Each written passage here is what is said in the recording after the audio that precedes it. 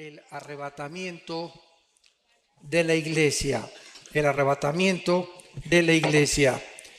En 1 Tesalonicenses capítulo 4, versículos 13 al 18, encontramos estas palabras. Tampoco queremos, hermanos, que ignoren acerca de los que duermen, para que no os entristezcáis como los otros que no tienen esperanza. Porque si creemos, vean el sí condicional, si creemos que Jesús murió y resucitó, así también traerá Dios con Jesús a los que durmieron en él. Por lo cual os decimos esto en palabra del Señor, que nosotros que vivimos, que habremos quedado hasta la venida del Señor, no precederemos a los que durmieron. Porque el Señor mismo, con voz de mando, con voz de arcángel y con trompeta de Dios, descenderá del cielo, y los muertos en Cristo resucitarán primero. Luego nosotros los que vivimos, los que hayamos quedado, seremos arrebatados juntamente con ellos en las nubes para recibir al Señor en el aire. Y así estaremos siempre con el Señor. Por tanto, alentaos los unos a los otros con estas palabras. Y en la primera carta a los Corintios, capítulo 15, versículos 51 y 52, el apóstol Pablo escribe: He aquí os digo un misterio. No todos dormiremos, pero todos seremos transformados. En un momento, en un abrir y cerrar de ojos, a la final trompeta, porque se tocará la trompeta y los muertos serán resucitados incorruptibles y nosotros seremos transformados. Vamos a dar un desarrollo, una exposición o una exégesis del pasaje primero de Tesalonicenses para comenzar a entender más o menos lo que el Espíritu Santo nos quiere dar y entender lo que Pablo, alineado con la carta a los tesalonicenses, nos quiso también revelar. Dice en primera de Tesalonicenses, regresamos otra vez al capítulo 4, que el apóstol Pablo estaba interesado que los cristianos de la iglesia de Tesalónica no ignoraran algo. Porque cuando Dios le interesa que sepamos algo, nos los reveló en la palabra de Dios. Los tesalonicenses estaban tristes porque se estaban muriendo muchos hermanos, vivían la persecución de los romanos desde luego, y pues muchos de ellos no tenían la Biblia como la tenemos nosotros completa. Entonces sabemos que en Latinoamérica, principalmente, no sé, en Colombia, en México, cuando alguien se muere, hay veces que hasta 6 meses, un año, los parientes se visten de negro.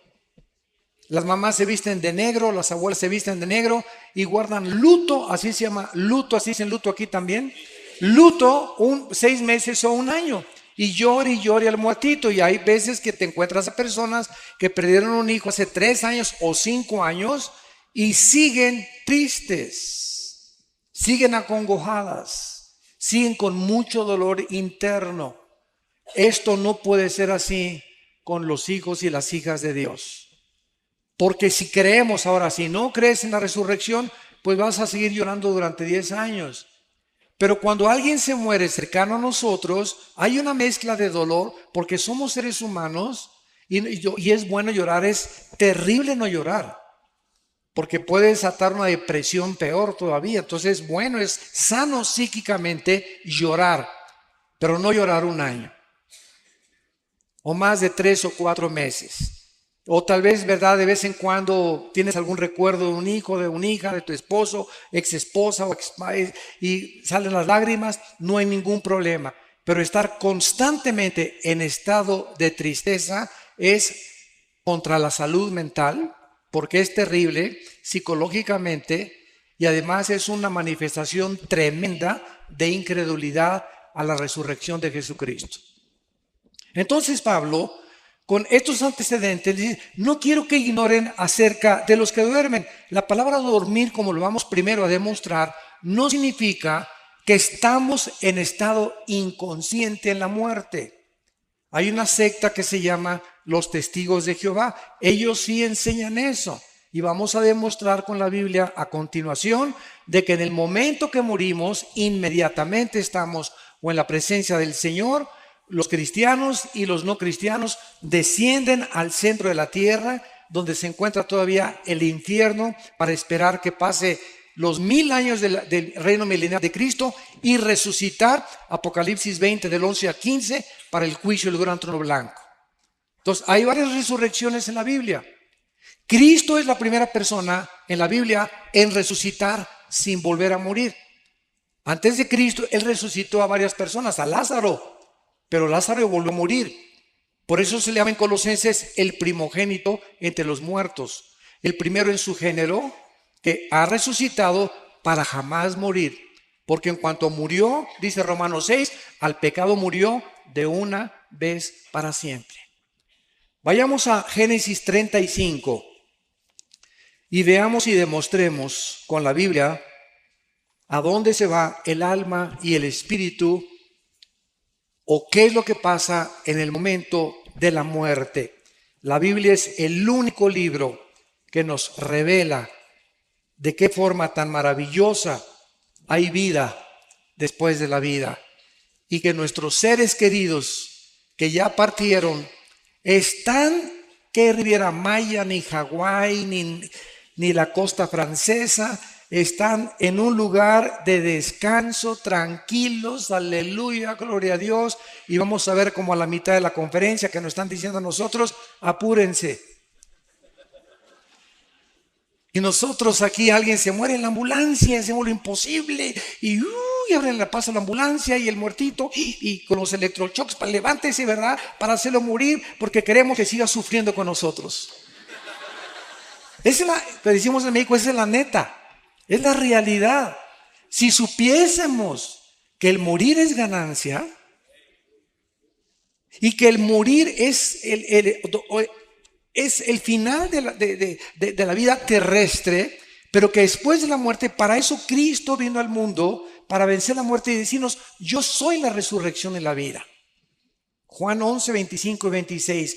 Y si ustedes creen en mí, ustedes van a volver a resucitar igual que yo lo hice. Si Cristo no hubiera resucitado, no hubiera cristianismo. Porque la base del cristianismo no son dogmas, no son leyes, no son rituales, no son ceremonias. El cristianismo permanece en pie o se cae con la resurrección de Cristo. Es la base, la piedra angular del cristianismo, que su fundador volvió a vivir de entre los muertos. En Génesis 35, versículo 18, dice, y aconteció que al salírsele el alma. En la traducción la nueva versión internacional que le dije que es una de las peores, dice el suspiro. Imagínense nada más. Digo, por favor, esta palabra alma en el original hebreo es la palabra nepesh. Apúntala, como suena nepesh, con SH. Se pronuncia nepej. Al morir, algo se sale que etimológicamente esta palabra no se puede traducir suspiro, o lo dejó. Hay otras traducciones que he leído que dice, y al morir lo dejó. ¿Que lo dejó qué cosa? Gasparín el fantasma, que se fue de nosotros, ¿verdad? Y por eso es tan importante establecer el origen etimológico de las raíces hebreas y griegas para un estudio mucho más profundo de lo que Dios nos quiere decir. Ahora vamos a compararlo con el versículo 29. Y exhaló Isaac el espíritu y murió.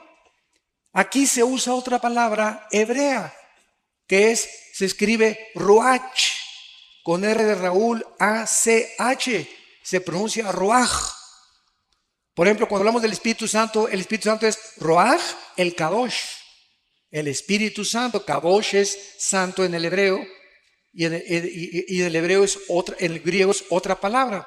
Entonces vemos que la Biblia nos muestra que si se usaron dos palabras diferentes, nepesh y ruach, para describir dos elementos que tanto Hebreos 4:12 y 1 Tesalonicenses 5:23 dicen que cuando muramos el espíritu, alma y cuerpo sean guardados irreprensibles. El Nuevo Testamento, Hebreos 4:12, la palabra de Dios es eficaz que separa el alma y el espíritu. Entonces, hay dos cosas completamente diferentes dentro de ti y dentro de mí. Dos elementos de los cuales estamos formados. Concluimos que somos un espíritu, tenemos un alma y vivimos dentro de un envase, dentro de un casco, dentro de un cuerpo corruptible que día a día está muriendo celularmente. Pero dentro de nosotros, el valor de lo que está dentro de nosotros, dice en 1 Corintios, tenemos este tesoro en vasos de barro. ¿Cuál es el tesoro? El espíritu que mora dentro de nosotros. Y al morir, se sale dentro de nosotros el alma y se sale el espíritu. Ya vimos que el cuerpo lo pueden cremar o lo pueden enterrar o lo pueden hacer, acabas en la panza de un tiburón, en un avionazo o no sé cómo vayas a morir, un accidente en la carretera. Tenemos de cualquier forma que nos pintemos al otro lado. El cuerpo que Cristo resucite no va a ser tu cuerpo, va a ser un cuerpo completamente nuevo. No va a ser una renovación, va a ser una nueva creación completamente. No va a usar nada de nuestro cuerpo Cristo con la nueva formación que vamos a tener, como lo vamos a ver más adelante. Ahora, ¿qué es el alma? ¿Qué es el nepesh? El alma es el asiento de las emociones, de los sentimientos, del intelecto y de la voluntad. Y hay dos palabras que se usan como sinónimos en el Antiguo Testamento, que es alma y corazón. Cuando dice la Biblia, sobre todas las cosas guarda tu corazón, es el alma. El corazón es el centro de mis sentimientos, de mi voluntad, de mi intelecto y de mis emociones. Emociones, sentimientos, voluntad e intelecto. Y cuando hablamos nosotros entonces del alma, nos damos cuenta que cuando nosotros nacimos como lo vimos en las primeras conferencias, con cuerpo y con alma, pero el espíritu murió con Adán. Nacimos muertos. Efesios 2:1, muertos espiritualmente ante Dios, separados de Dios, de la comunicación. Se rompió la comunicación, se rompió el contacto con la fuente de energía y nacemos los seres humanos sabemos que en lo más profundo, dice Colosenses 3:11, Dios puso la eternidad en nosotros. En los egipcios, en los jíbaros, en los aucas, en los aztecas, en los mayas, nunca ha existido una civilización, ni una tribu, ni una cultura que no haya creído en vida después de la vida. Los egipcios enterraban a sus muertos con comida, con sus armas. Algo les decía que las iban a necesitar. Los hindúes, los griegos, los babilonios, los egipcios, los sumerios, los asirios, los egipcios, todas las culturas a través de toda la historia siempre han tratado de invocar algo, inventar algo, y como no saben, agarran un tronco, fabrican un dios y se hincan ante la obra de sus manos. O agarran un yeso y fabrican con la piedra un ídolo y se hincan ante el ídolo. O si no, adoran al sol o a la luna o a una pirámide, pero el hombre es incorregiblemente, como dijo Sigmund Freud, religioso. Y esta religiosidad no la pueden explicar, ¿verdad? Los psicólogos, ni los psiquiatras, ni los antropólogos o sociólogos, porque esta religiosidad es simplemente la eternidad con la cual nacimos y tenemos una sensación de que algo trasciende esta vida. Tiene que haber algo que trascienda esto. Y por eso los ocultistas, los brujos hacen comunicación con los espíritus, con el espíritu de Cuauhtémoc, con el espíritu de Cristóbal Colón, comunicarse con el más allá, los ovnis, seres extraterrestres, siempre estamos buscando algo que trascienda nuestro mundo, porque sabemos que no es todo lo que hay aquí en el planeta Tierra. Y dice Jeremías 17:9, engañoso es el corazón más que todas las cosas. En el original hebreo dice, chueco y torcido nacieron los sentimientos, las emociones, el intelecto y la voluntad de los seres humanos. Nacimos así, chuecos. Mis sentimientos son engañosos. Mis emociones son engañosas, mi intelecto está deteriorado y estoy completamente lejos de la voluntad de Dios. Tienes que nacer de nuevo, le dijo Dios al hombre más religioso de Israel, Nicodemo, Juan capítulo 3. Entonces, esta es la razón por la cual no debemos de confiar en nuestras emociones y sentimientos, porque son engañosos. torcidos, completamente desviados de la voluntad de Dios. Y cuando comenzamos a Dios, viene la reprogramación de mis sentimientos y mi voluntad. Y ahora Dios me dice: Armando, no hagas caso de tus sentimientos, haz caso de lo que dice la palabra de Dios. Obedéceme y hazme caso. Es que, hermano, me dice una muchacha, me casé, me estoy enamorada de Chencho, hermano, y tiene convertible, y tiene una carrera, y tiene dinero, pero no es cristiano, pero estoy seguro que se va a convertir cuando nos casemos. Perdón. Entonces yo le digo a esta muchacha: mira, fíjate lo que sucede. Cuando una persona cristiana viola la palabra de Dios porque cree que los fines justifican los medios, o porque cree que son puros pretextos, y se casa con una persona que no es cristiana, en ese momento el bien está haciendo y queda empoderado debajo del mal. Porque cuando el bien se pone bajo el mal aprisiona al bien. Y pierdes la brújula del Señor, y tú acabas convirtiéndote en la religión de tu esposo. O acabas siguiendo las cosas de tu esposo. ¿Por qué? Porque desobedeciste a Dios. Y Dios no puede ser burlado. Cuando tú haces un negocio y haces socio del 50% de tus acciones a una persona que no es cristiana, estás violando 2 Corintios capítulo 6. No os unáis en yugo desigual con los incrédulos. ¿Qué comunión tiene la luz con las tinieblas? Y cuando me uno a las tinieblas, el mal derrota al bien. El bien solamente puede derrotar al mal mientras permanece de lejos. Alguien me ha dicho: ¿y por qué Cristo se juntaba con los pecadores? Pero se juntaba para hablarles de Cristo, por favor, para hablarles de la salvación, para llamarlos al arrepentimiento, no para echarse unas chelas con ellos, ni para brindar con tequila de México, ¿verdad? Entonces es muy diferente. Entonces, si tú tienes un amigo que es no cristiano y es tu mejor amigo, tu mejor amiga, te va a acabar jalando y te va a acabar influenciando, porque dice en Jeremías que ellos se conviertan a ti y no tú a ellos. Entonces, si tienes una persona que no es cristiana, es para estar hablando de Cristo y traerla a Cristo. Y si ella te rechaza y te dice: no, ¿sabes una cosa? No vuelvas a salir con esa persona, porque salgo contigo para hablarte del Señor y para tratar de hacerme tu amigo, para ganarte para el reino de Dios. Pero si hay un rechazo continuo a esa persona que tú consideras tu mejor amigo o mejor amigo hacia las cosas de Dios, ten mucho cuidado, porque Dios te puede abandonar. En el sentido no de que pierdas la salvación, sino que pierdas el poder para atraer a esa persona, y esa persona te va a jalar al pecado, tarde o temprano. ¿Qué es el espíritu? El espíritu es la parte inmaterial del ser humano, apúntala, a través de la cual conocemos, adoramos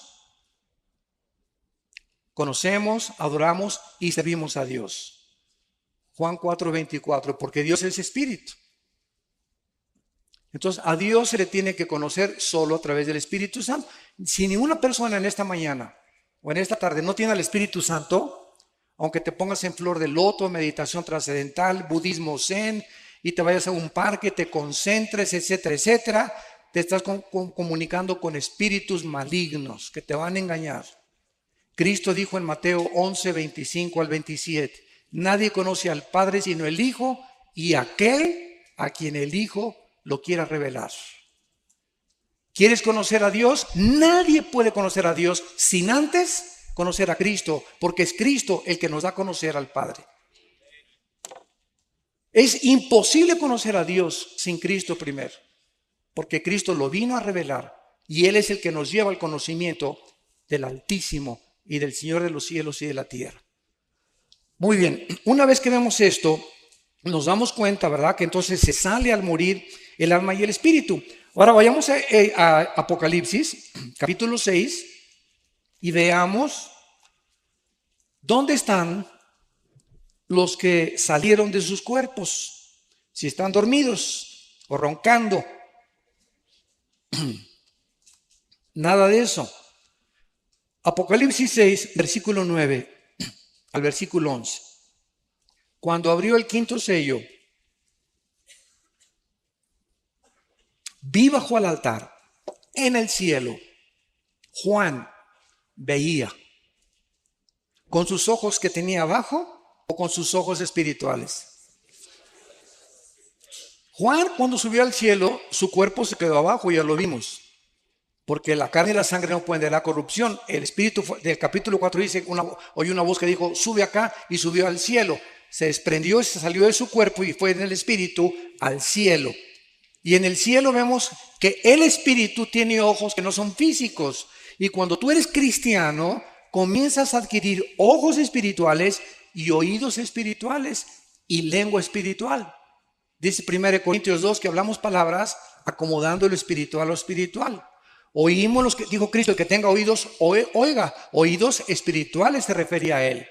Y el que tenga ojos, que pueda ver. Entonces, en el cielo, los ojos que operan no son los ojos físicos, sino los ojos espirituales.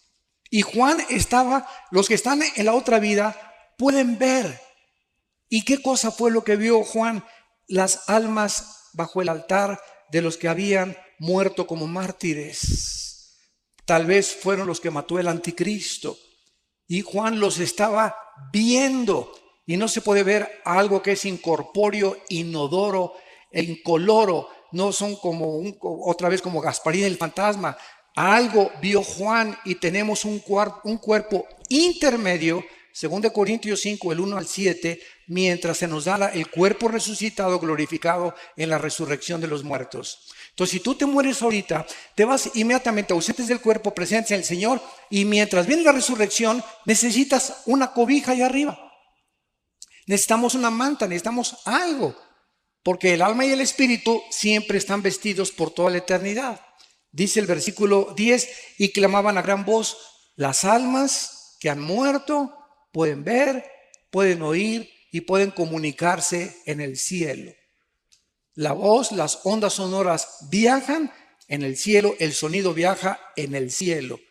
Y estaban hablando y estaban cerca de Dios. Y Juan estaba oyendo y estaba viendo. El espíritu de Juan en el cielo no eran ni sus ojos ni sus oídos, eran ojos y oídos espirituales. ¿Y qué es lo que oía Juan? Que el Espíritu Santo nos reveló.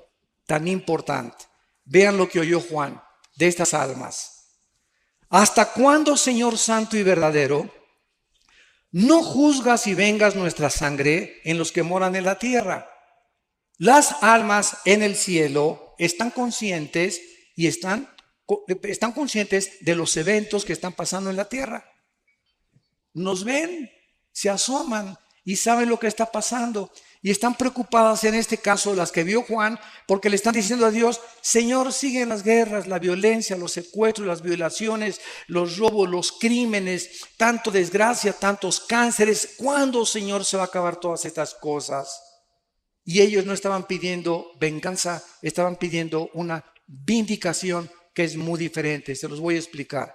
Porque muchos dicen, no, es en el cielo, estaban pidiendo venganza. Y una cosa es venganza y otra cosa es vindicación. Venganza es cuando tú quieres vengar algo que te hicieron y pagar con la misma moneda. Y vindicación es establecer la justicia. Les voy a dar el ejemplo. Un juez, si tú eres abogado lo vas a entender con más claridad. Un juez, cuando condena a un reo, el reo no le puede decir, usted me está echando 50 años de edad porque se están vengando de mí. Por el amor de Dios, ¿verdad? El castigo que se te va a aplicar, pitirijas, tijas, cuijas, no es venganza, se está vindicando la justicia. Porque la justicia exige que se cumplan con 50 años de prisión los crímenes que tú hiciste. Yo no tengo nada contra ti, yo soy el juez, simplemente estoy aplicando la justicia. Esa es la vindicación. Cuando haces tú algo malo, cuando te hacen algo malo y tú no te vengas, Dios te vindica como vindicó a José con sus hermanos. Lo quisieron matar, lo vendieron a los mercaderes de Egipto y cuando él no guardó rencor ni amargura contra ellos, Dios vindicó a José. Y llegaron sus hermanos a hincarse delante de él, a reconocerlo que realmente José tenía un corazón santo y puro delante de Dios. Dios nos vindica tarde o temprano si nosotros seguimos el bien. Entonces, estas almas en el cielo estaban pidiéndole a Dios que por favor se apure. ¿Y ustedes tienen el mismo clamor? Yo por lo menos una vez a la semana, de veras le digo a Dios, cada vez que veo todo lo que está pasando en el Medio Oriente, el degollamiento de las personas, la decapitación, los crímenes, Mi esposa está en un ministerio que es de tráfico humano y mi esposa está involucrada en un ministerio que se llama Tamari, que protege a las mujeres que sufren violencia. Porque mi esposa fue abusada antes de casarse, ¿verdad? Y ella conoce lo que es eso y ella tiene esa carga de defender a las mujeres que sufren violencia intrafamiliar. Y estamos, ¿verdad?, tratando de ayudar a las personas que son raptadas. Tenemos contacto con organizaciones transnacionales e internacionales para poder ayudar a este grupo de personas y de niños que se están vendiendo tremendamente en el mercado, en el mundo. Y a muchos los matan para sacarles los órganos, el corazón, los riñones, y los desaparecen y aparecen como desaparecidos, nunca los encuentran y se encuentran vendiendo en el tráfico internacional de órganos. Un corazón de un niño vale $50,000. Un corazón de una persona de menos de 25 años de edad adulta vale $150,000. Por eso los trasplantes casi son imposibles, por el elevadísimo costo que te cuesta un trasplante de hígado, de riñón o de corazón. Y todo esto es en el mercado que se mueve alrededor del mundo. Entonces, a veces clamamos mi esposa y yo en la semana: Señor, ¿hasta cuándo? De veras llega un momento, ¿verdad? Ya, Señor Jesús, ya ven. Please, ya ven por nosotros. Ya acaba con todo esto. ¿Cuándo va a estar? El hecho de que Dios no haga nada ahorita no significa que no lo va a hacer. La Biblia nos revela que Dios tiene tiempo para vindicar a sus santos, para vengar la sangre que fue derramada desde Abel. Y el hecho que no lo haga ahorita es como un señor que me dijo un día: oiga, ¿Dios es todopoderoso? Claro que sí, amén, amén. Y si Dios es todopoderoso, ¿por qué no termina con el diablo de una vez? Y le contesté: ¿por qué comenzaría con usted? Así que dele gracias. Porque si Dios acabara con el mal, no tendría usted la oportunidad de arrepentirse. Pero Dios es lento en la misericordia y no quiere que ninguno se pierda. Y es por eso que ha extendido su paciencia. Porque aunque haya mucho mal, hay muchas almas que tienen que ser salvadas. Pero cuando se cumple el número, como dice aquí, versículo 11, se les dieron vestiduras blancas y se les dijo que descansaran un poco de tiempo hasta que se completara el número de sus consiervos y sus hermanos que habían de ser muertos como ellos. Entonces quisiéramos que Dios ya hiciera justicia, pero se nos olvida que a lo mejor tu abuelita sería el infierno, o tus hijos, si ahorita hiciera justicia, ellos irían al infierno. Y en la misericordia de Dios nos está dejando a nosotros, la iglesia, antes de que nos saque de este mundo el arrebatamiento, para que ganemos las almas. Los edificios, las esculturas, las pinturas, los títulos, 5 doctorados que tuviste, 5 licenciaturas, todo, absolutamente, el planeta Tierra será reducido a cenizas. Todo absolutamente, menos las almas. Es lo único que tiene valor en el mundo, las almas, por las cuales el Hijo de Dios dio su vida en una cruz. Y se nos manda a nosotros tener el corazón de Cristo y la mente de Cristo para vivir con compasión por las almas. Y que cada semana, yo no quiero que levante nadie la mano, desde que te convertiste, ¿a cuántas personas les has hablado de Cristo? Desde que te convertiste puedes llegar al cielo y decir: esa alma, yo me convertí por esa persona. ¿Habrá almas en el cielo que reconozcan que tú fuiste el instrumento de Dios para que ellos estuvieran arriba?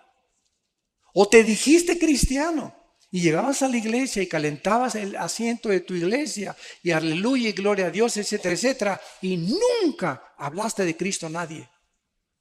Nunca te preocupaste por traer a nadie a Cristo.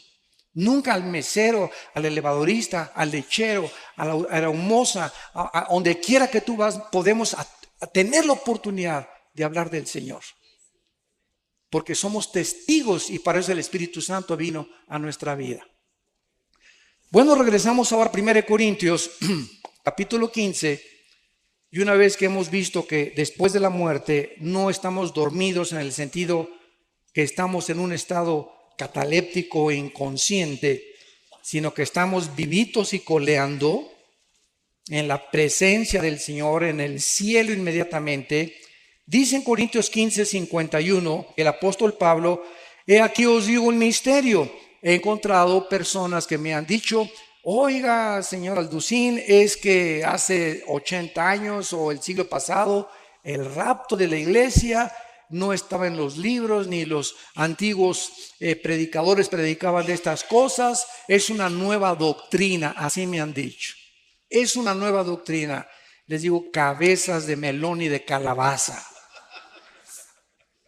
Por eso Pablo dijo, les digo un misterio. Pablo, el rapto era un misterio que no se conocía en el Antiguo Testamento.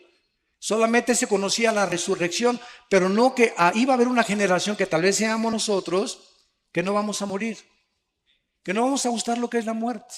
De repente, ahorita saliendo, a lo mejor nos vamos todos, se queda la ropa, el anillo, todos los guaraches, los calcetines, y nos vamos al cielo y el mundo se queda. Desaparecieron millones de cristianos.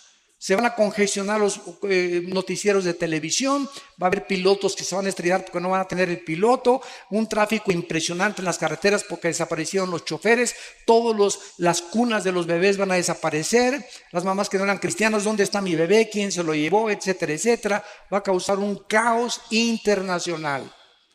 Y la respuesta tiene que venir, se los llevaron los ovnis. Yo tengo una conferencia que acabo de dar el mes pasado en el World Trade Center de México, en la Ciudad de México, que se llamó OVNIs, Demonios y el Anticristo. La pueden ustedes conseguir en YouTube. OVNIs, Demonios y el Anticristo se llama la conferencia. Y ahí explico claramente, ¿verdad?, que desde 1948, no es coincidencia, cuando Israel regresa, comenzaron las apariciones de los ovnis. Y para nosotros no son ovnis, son ovis. Objetos voladores identificados. Una vez tuve un argumento con un ufólogo, se llaman los especialistas en los ovnis, y me dice, ustedes los cristianos, esto fue una escuela, y me dice, ustedes los cristianos, señor Alducín, no creen en los ovnis, ¿verdad? ¿Y cómo pueden ustedes negar los videos y algo que es real? O sea, se han fotografiado, hay testimonios de personas. Y le dije, usted está equivocado. Nosotros no negamos esto que es, como usted dice, corroborado por la misma ciencia. Es más, la Organización de las Naciones Unidas nombró a una señora oficialmente para investigar el fenómeno extraterrestre. Porque la Fuerza Aérea de los Estados Unidos está convencida que es real la aparición de objetos voladores no identificados. Y le dije, nosotros no negamos que esto sea real, pero estamos seguros que los tripulantes no son marcianos ni jupiterianos, son fenómenos de la materialización de energía de los ángeles caídos, que están preparando el escenario para que cuando desaparezcamos millones de personas, el mundo puede decir, los extraterrestres se llevaron. Y cuando aparezca el anticristo, con poderes sobrenaturales, sobrehumanos, lo van a considerar un extraterrestre. ¿Y quién como él? Nadie podrá luchar contra él.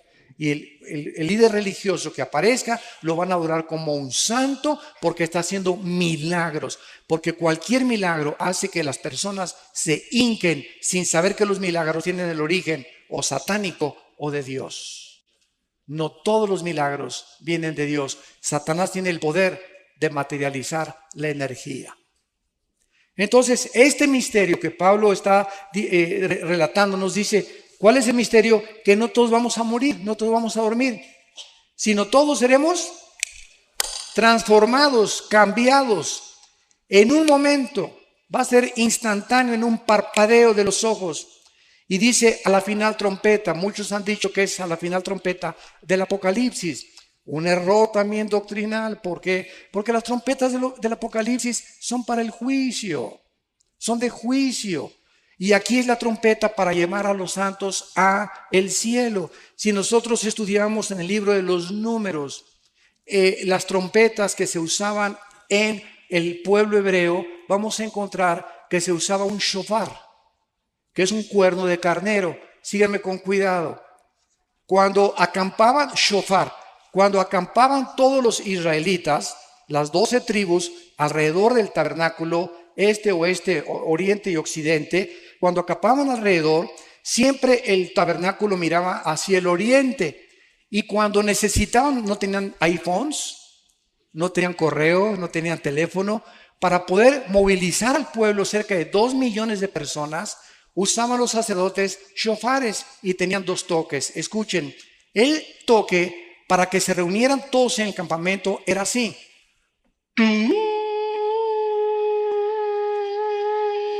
Seguido, sin parar. Y cuando era una emergencia, córranle, empaquen las cosas porque nos vamos, porque el enemigo nos ataca. Era... Cuando era intermitente, era de emergencia. Y la trompeta que se va a sonar es la de Yom Teruah, la fiesta de las trompetas. Porque Cristo cuando vino cumplió 4 fiestas y faltan 3 que se cumplan. Las 7 fiestas de Israel están relacionadas con Jesucristo. Y las 3 que faltan son las de las trompetas, la de Yom Kippur y la de los tabernáculos. Las tabernáculos las vamos a cumplir en el milenio, pero faltan las trompetas. Y cuando venga Cristo en las trompetas es el arrebatamiento de la iglesia. Y las 3 fiestas que faltan caían en el mes de Tishri, que es el mes de septiembre. Tal vez por eso fue el ataque a las Torres Gemelas el 11 de septiembre. Los acontecimientos que han conmocionado al mundo han sido en septiembre. Ahorita se esperan las lunas de sangre en septiembre, etcétera, etcétera. Yo no estoy diciendo, no digan, el hermano dijo que en septiembre nos vamos. Tengan cuidado lo que oyen. Yo no estoy diciendo eso. Estoy diciendo que coincidieron las fiestas y que la final trompeta que se está estableciendo aquí Pablo se está refiriendo es la última trompeta de la fiesta de las trompetas. No puede ser la última trompeta de Apocalipsis porque esas son para juicio y estas son para... Dios nos está llamando y solo nosotros la vamos a oír. Así que acostúmbrate a lo que acabo de tocar ahorita. Ándale. Y por eso los shofares, ¿verdad? Tú vas a Israel y te venden los shofares y es dificilísimo tocar. Si la trompeta es difícil tocarla, más un shofar. Pero el toque es increíble. Nadie suena como el cuerno de un carnero o los shofares. Entonces, veamos ahora, regamos a Tesalonicenses y dice así la explicación. Primera de Tesalonicenses 4, versículo 15. Por lo cual os decimos esto en palabra del Señor, que nosotros que vivimos, los que habremos quedado cuando venga el Señor o hasta la venida del Señor, no precederemos a los que durmieron. O sea, si viene Cristo hoy en la tarde, hoy en la noche, a las 10 de la noche, vamos a suponer, antes que nosotros seamos arrebatados, van a resucitar todos los que murieron de Pentecostés a nuestros días. Los santos del Antiguo Testamento van a resucitar hasta la segunda venida de Cristo. ¿Cómo lo sabemos? Vean lo que dice el versículo 14. Porque si creemos que resucitó, murió y resucitó, traerá Dios con Jesús a los que durmieron en Él. Hasta Pentecostés fuimos colocados en el cuerpo de Cristo. Estamos en Efesios, dice, en Él. Dice Romanos 6 que fuimos sepultados con Él, identificados en su muerte, en su sepultura, y cuando Cristo resucitó, resucitamos con Él. Estas son cosas que la mente humana no puede captar. Es tremendo espiritualmente, pero Dios nos considera ya sentados con Cristo, reinando con Cristo posicionalmente, aunque en la práctica tenemos que seguir luchando contra el pecado y contra las enfermedades. Entonces, solamente desde Pentecostés se formó la iglesia y desde Pentecostés los que reciban a Cristo estamos en el cuerpo de Cristo mediante el bautismo del Espíritu Santo. Los otros cristianos o fieles que murieron antes de Pentecostés van a resucitar hasta la segunda venida de Cristo. Daniel 12, versículo 2. Muchos los que duermen en la tierra serán despertados, dice muchos, no todos, unos para vida eterna, otros para confusión perpetua. Y aquí está hablándole Dios, el ángel a Daniel, acerca de los que mueran en la tribulación. Ahora, cuando nosotros resucitemos, ¿quién fue el primero en resucitar? Cristo. Después seguimos nosotros. Vean cuántas resurrecciones va a haber. Después de nosotros van a resucitar los 144,000. Después van a resucitar los 2 testigos, Apocalipsis 11. Después van a resucitar los santos del Antiguo Testamento, llevan 5 resurrecciones. Y después van a resucitar al final del milenio los que entraron sin cuerpos al reino milenial cuando Cristo venga y no estaban glorificados y van a tener que resucitar para vivir en la eternidad y en la nueva Jerusalén con Él. Entonces, la Biblia menciona más de 5 o 6 resurrecciones. La primera fue Cristo, 1 Corintios 15:52. Primero es Cristo y las primicias después, que somos nosotros. Y después los que durmieron en Él. Ahora, sigamos lo que dice el relato. Versículo 16. Porque el Señor mismo, Cristo mismo, a todo color, en persona, físicamente, bajará del cielo. Y Él bajará acompañado de Miguel, que es el jefe y comandante de todas las huestes de ángeles del cielo. Van a ser millones de ángeles cuando venga Cristo, y ninguno va a tocar la tierra, todo va a ser en el aire. Cuando llegamos de repente, ¡pum!, y nos salimos y estamos con Él en el aire. Los arcángeles van a bajar con Él, se va a tocar la trompeta de Dios y entonces Él va a descender del tercer cielo al primer cielo, a la atmósfera. Y en ese momento todos los que están en las tumbas van a resucitar de Cristo a nuestros días, los que murieron en Cristo, los que estaban identificados, bautizados en el cuerpo de Cristo, que somos la iglesia, judíos, griegos, mexicanos, colombianos, bla, bla, bla, bla, bla. Y dice la Biblia en el versículo 17, luego nosotros, o sea, primero la resurrección de los que murieron en Él, y entonces nosotros, en fracciones de segundos, en un parpadeo, vamos nosotros, dice la Biblia, a ser arrebatados. La palabra arrebatado es muy importante en el griego, apúntala. Es la palabra griega arpazo, con Z, arpazo, que significa ser sacado de en medio súbitamente o con fuerza. ¿Por qué se usó rapto? Porque la palabra en latín raptus, y arrebatados es castellano y arpazo es griego. Y como la Biblia del Nuevo Testamento fue escrita en griego, se usó la palabra arpazo. Pero cuando usamos rapto, es un sinónimo y la gente no se entiende. El rapto de la iglesia es la palabra más común. Bueno, seremos arrebatados juntamente con ellos para recibir al Señor en el aire. Y así estaremos con el Señor para siempre. Ya, adiós mundo cruel, ya nunca te veré, ¿verdad? Oye, hermano, y si se queda mi abuelita ahí en la tierra, y si se queda mi hijo y veo que se quedó mi hijo, ay, Señor, mi hijo, ¿no te lo quieres traer también a él, por favor? ¿Sabes una cosa? Los sentimientos aquí abajo en la tierra van a ser transformados y las emociones completamente en la nueva creación que Dios va a hacer de nuestros cuerpos. ¿Por qué? Cristo cuando vivió, estaba un día enseñando a los discípulos en un cuarto y de repente alguien oyó y fueron a contestar a la puerta. Y uno de los discípulos desde la puerta le gritó al Señor, Señor, es tu mamá y tus hermanos. Pregunta, ¿por qué no entraron al discipulado?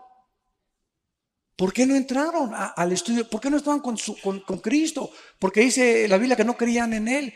María no creía en Él. María, aunque sabía lo que el ángel le reveló y le dijo que una espada traspasaría su corazón, María al pie de la cruz entiende finalmente cuánta obstrucción espiritual, porque el Espíritu Santo no ha venido, que Él era el Hijo de Dios. En las bodas de Canaán quería que lo siguiera obedeciendo. Haz esto, y le contesta a Cristo, mujer, entiende, mi hora no ha llegado. Por el amor de Dios, mamacita, pórtate bien. En otras palabras, te hablan tus mamás y tus hermanos, y Cristo, ¿qué les dice? Espérenme tantito, ¿no? Mi familia es primero. No dijo eso. Mi madre y mis hermanos aprovechó para dar esta lección. Son los que hacen la voluntad de mi Padre y lo obedecen. Mi madre y mis hermanos, ahorita nosotros aquí somos la verdadera familia. Si mi abuelita no se convierte, si mi mamá no se convierte, si mis hermanos no se convierte, ustedes son mis hermanos, ustedes son mis madres, ustedes son mis padres, ustedes son mis hermanos en Cristo. Por eso es la importancia de amarnos incondicionalmente y soportarnos y tolerarnos y vestirnos de mansedumbre y de reverencia y de humillación, porque somos hijos de Dios. Y si yo veo que alguien, un hermano, un hijo mío, lastima a otro hijo mío, me voy a doler y voy a castigar a mi hijo. Y cuando nosotros nos peleamos como cristianos, estamos peleando a un hermano y a un hijo de Dios, y Dios está enojado contigo. Porque entre nosotros no puede haber rencores, ni amarguras, ni estarnos atacando los unos a los otros, no importa la denominación. Somos hijos de Cristo, estamos en desacuerdo en muchas cosas, nos vamos a poner de acuerdo arriba, pero aquí abajo amémonos como Él nos amó, porque por el amor que tengamos, el mundo sabrá que somos hijos de Dios. Ahora bien, el momento en que resucitemos, la pregunta finalmente es, ¿cómo será nuestro cuerpo? ¿Me parecería a John Travolta? ¿O a Tom Cruise? ¿O a Brad Pitt? ¿O a Madonna? ¿O a fulano de tal? Qué interesante es, vamos a Filipenses, vean todo lo que la Biblia nos revela, pero tú viendo telenovelas, Dios mío santo. Dice Filipenses capítulo 3, versículo 20 y 21. Mas nuestra ciudadanía está en los cielos, de donde también esperamos. Esta es la vida del cristiano, estamos en una continua esperanza de que venga. Estamos esperando al Salvador, al Señor Jesucristo, el cual transformará, o sea, cambiará completamente nuestro cuerpo de la humillación nuestra para que sea semejante, igual al cuerpo que cuando Cristo resucitó tenía después de haber muerto en la tumba en Jerusalén. Para que nuestro cuerpo sea igual al cuerpo, con la semejanza, con las características que el cuerpo de Cristo tenía. Ahora viene la otra pregunta para terminar. ¿Cómo era el cuerpo de Cristo y qué características tenía? Número 1. Cuando Juan se acercó a la cruz, vio una gota de sangre mezclada con agua que salía del costado de Cristo. Porque los soldados romanos, sobre todo los centuriones, que eran los jefes de los soldados, tenían la obligación de jamás bajar a nadie de ahí cuando tuvieran el 100% de seguridad que había muerto. Porque ahí de ellos, si bajaba alguien todavía estaba coleando, ¿verdad? Tenían que asegurarse que estaba completamente muerto. Entonces el centurión, como no le golpearon las piernas a Cristo, ni le rompieron las piernas, que era la costumbre de los crucificados, les rompían los meniscos de las piernas para que se colgara el cuerpo y murieran. Si no habían muerto, se morían de asfixia. Ya no podían, el cuerpo ya no podía hacer esto y se morían sin aire, se asfixiaban. Pero a Cristo no le rompieron las piernas. Fue el único crucificado que no le rompió las piernas porque se profetizó que no romperían ningún hueso. Entonces el centurión agarra la lanza y le atraviesa del lado izquierdo al lado derecho a Jesucristo, lo atraviesa de lado a lado, traspasando el pericardio, que es la capa que envuelve al corazón. Y cuando Juan se acerca y escribe hace 2000 años, señores cardiólogos que nos escuchan, ateos o escépticos, vio una gota de sangre mezclada con agua, y la cardiología moderna testifica que cuando esto se combina, el agua con la sangre, es por una rotura del pericardio, de la capa pericárdica, que es la que envuelve todo el corazón. Esto nos explica, esto es impresionante, el Salmo 22. Porque el Salmo 22 es un salmo que escribió David 1000 años antes de la crucifixión. Comienza, Dios mío, ¿por qué me desampararon? Y explica lo que Cristo estaba experimentando en la cruz, 1000 años antes de que Él fuera crucificado. Y pone, clavaron mis manos y mis pies, sobre mi ropa jugaron suertes. Y entonces dice el Salmo, mi corazón fue como la cera derritiéndose en medio de mis entrañas. Pregunta, ¿de qué clínicamente, cómo podemos decir que ocasionó la muerte de Cristo? No murió de asfixia, no murió de desangramiento, porque cuando ya salió la sangre mezclada con agua, ya no tenía una sola gota de sangre en su cuerpo. El corazón fue como cera. Lo que ocasionó la muerte de Cristo fue que el corazón le explotó de dolor.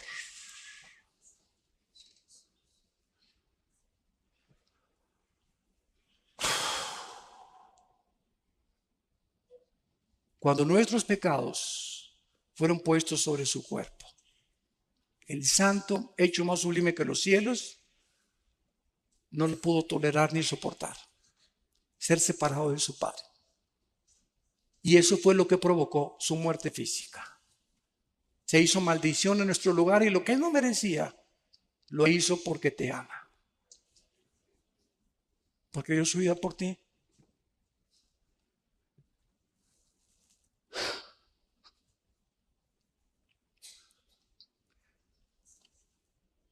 En segundo lugar, vamos a Lucas capítulo 24 y veamos otra característica de Jesús cuando resucitó.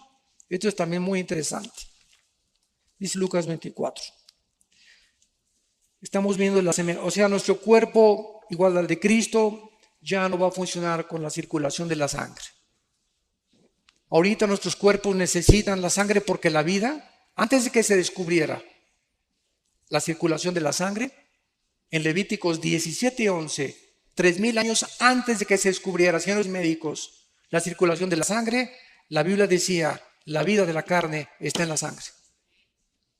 Y es interesante que la palabra vida, ahí en Levítico 17:11, sea la palabra hebrea nepesh, que es alma. Escuchen, el alma está en la sangre. El alma se transmite en la sangre.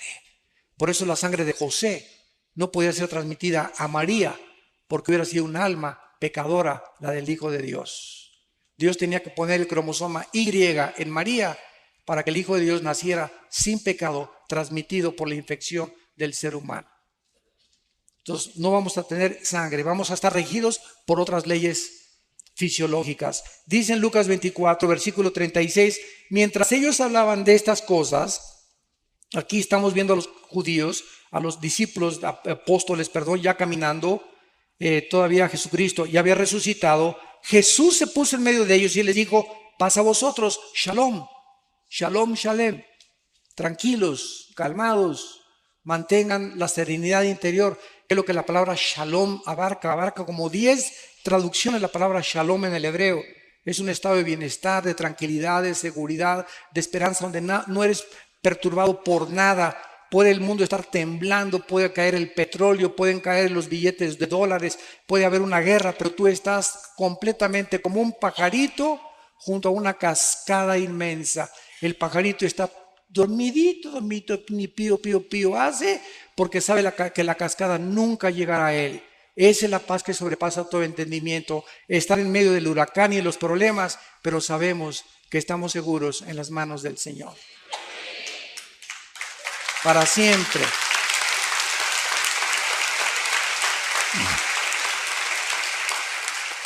Entonces, espantados y atemorizados, pensaban que veían espíritus.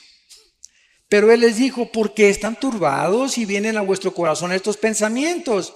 Miren mis manos y mis pies, y yo mismo soy. Palpen y vean, porque un espíritu no tiene carne ni huesos, como veis que yo tengo. Y diciendo esto, les mostró las manos y los pies. Y como todavía ellos de gozo no lo creían y estaban maravillados, les dijo, ¿tienen por ahí algún guisado colombiano? La Biblia menciona casi siempre los pescados y la miel como los alimentos, el mejor alimento que puede el ser humano tener, el pescado y la miel. Y está demostrado con el tiempo, ¿verdad? Que la miel la puedes tener, nunca se echa a perder la miel. Es impenetrable por ninguna bacteria ni por ningún microbio. Bueno, haciendo a un lado esto, vemos que el cuerpo de Cristo no tenía sangre. Al mismo tiempo, el cuerpo de Cristo era un cuerpo que se materializaba y se desmaterializaba a voluntad. Podía atravesar las paredes y podía ser tocado, y tocaban algo sólido los discípulos. Y en tercer lugar, nuestros cuerpos nuevos vamos a seguir comiendo. Adán, antes de pecar, comía. Entonces, y dice en Apocalipsis 22 que habrá el árbol de la vida en la Nueva Jerusalén. ¿Por qué? ¿No se han preguntado esto? El árbol de la vida aparece en Génesis 2 y en Apocalipsis 22. Nada más, el árbol de la vida. Antes del pecado, participaban del árbol de la vida. Y después del pecado, dejaron de participar del árbol de la vida. Ahora participamos del árbol de la vida, que es una representación de Cristo. Pero cuando muramos con cuerpos ya glorificados, vamos a participar del fruto que Adán rechazó. La pregunta es ¿por qué? Porque Dios nos muestra que aún resucitados y eternos con Él, jamás seremos dioses. Siempre dependeremos de Él. Ningún ser humano será autónomo jamás en toda la eternidad y ni jamás tendremos la deidad. Porque Dios es el único que existe con el Padre y el Espíritu Santo. Entonces, esta es la cuarta. Y la última característica está en Hechos capítulo 1. Hechos capítulo 1. Dice la Biblia que ya al final, cuando ya Cristo se apareció a más de 500 personas durante cerca de 40 días en Jerusalén y los alrededores, entonces ya llegamos al momento de la ascensión, cuando ya Jesús deja el planeta Tierra y ya no vuelve a regresar, más que cuando se le aparece a Juan para que escribe el Apocalipsis. Y dice Hechos capítulo 1, versículo 9, y habiendo dicho estas cosas, viéndolo ellos, fue alzado. De repente estaban con él y de repente comenzó Jesús a violar la ley de la gravedad.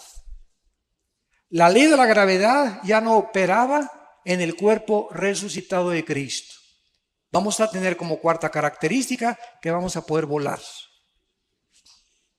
No sé cuántos de ustedes han soñado que vuelan.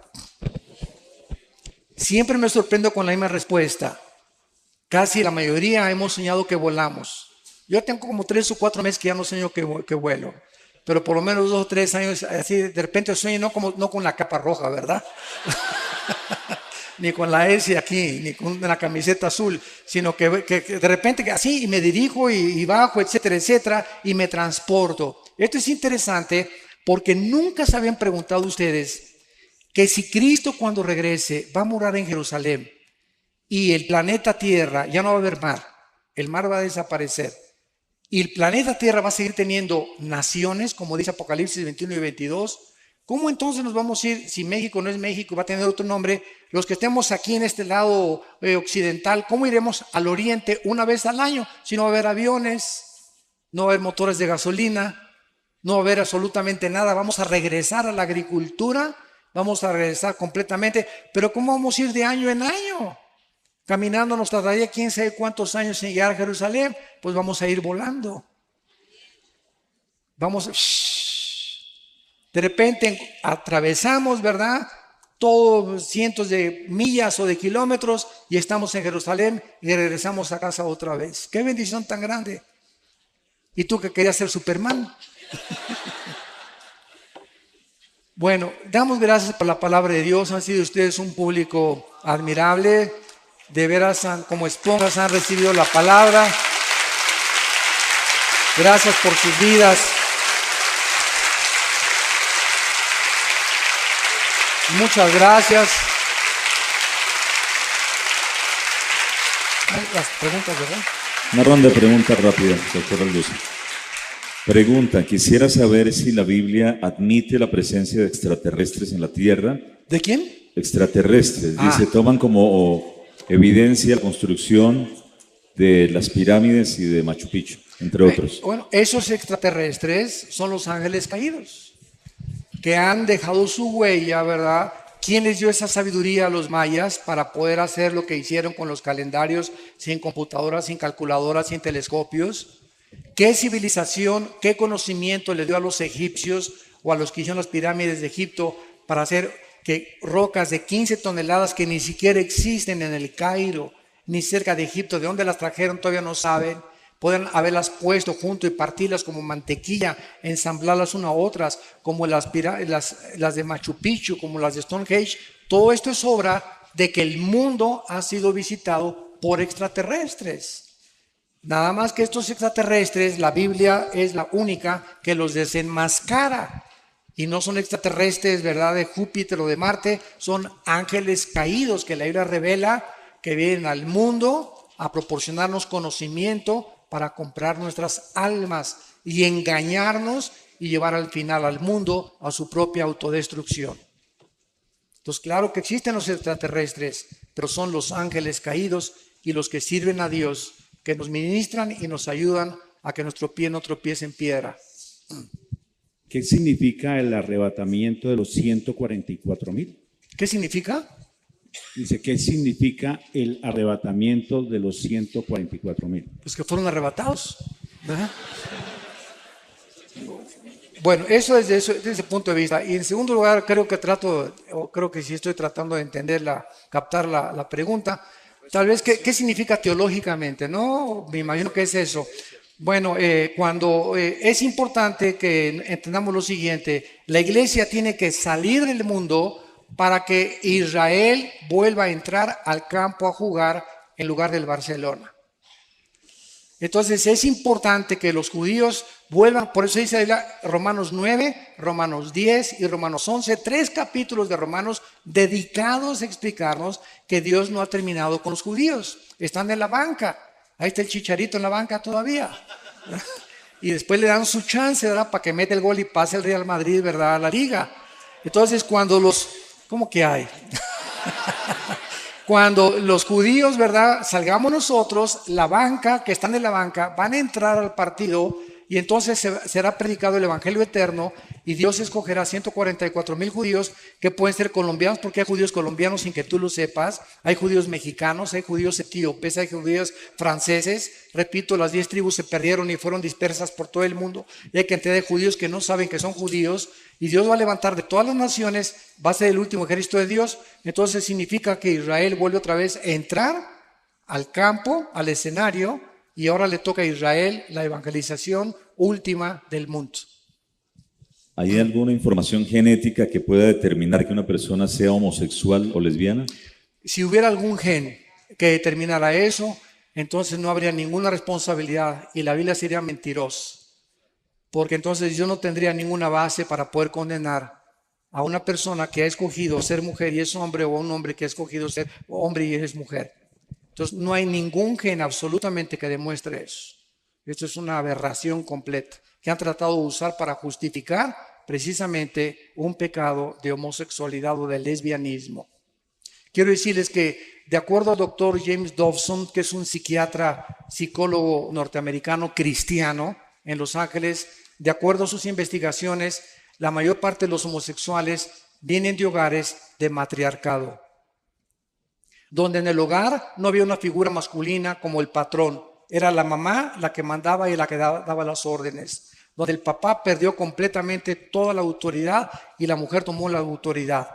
El niño varón necesita un patrón de un hombre. Esto es indispensable para su crecimiento y salud psíquica normal y espiritual. Entonces, la mayor parte de ellos han sido de estos hogares, y otra parte, dice el doctor Dawson, la mayor parte también de los homosexuales, casi un 50 y 50%, han sido personas abusadas en su infancia o en su juventud sexualmente. Hay muchachas que desgraciadamente tienen una experiencia sexual antes de casarse a los 14, 15 y 6 años de edad, y fue horrible esa experiencia, y entonces agarran un odio inconsciente contra los varones, y en ese momento Satanás te manda a una señora: véngase para acá mi nena, aquí te cuido yo, etcétera, etcétera, y sin que se den cuenta comienzan a desarrollar un amor hacia las mujeres y un odio hacia los varones, y cuando se dan cuenta ya cayeron en la trampa de Satanás, y no son lesbianas porque hayan nacido, sino porque están lastimadas emocional y psíquicamente. Lo mismo con los varones. Muchachos, que mi esposo y yo, a todos los homosexuales y los que tenemos en la iglesia, porque tenemos muchos y los aceptamos, pero les decimos los aceptamos porque la iglesia es un hospital, pero ustedes tienen que cambiar su conducta y echarle ganas y discipularse y confesar su pecado, y si a los 6 meses o un año no han cambiado, no los mandamos a un campamento de jóvenes, ni que enseñen la escuela dominical, ¿verdad? Tampoco. Tienen que pasar 4 o 5 años, ¿verdad?, para que podamos realmente ver que hay fruto. Decía David Wilkerson, un grande hombre de Dios que fundó los Teen Challenge, el desafío de la juventud, los centros de rehabilitación más grandes cristianos del mundo.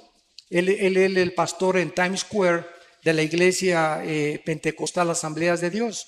Y decía David Wilkerson que de todas las personas que ha conocido, heroinómanos, cocainómanos, marihuanos, etcétera, etcétera, el homosexual es la persona más difícil de rehabilitar, pasando los 25 años de edad.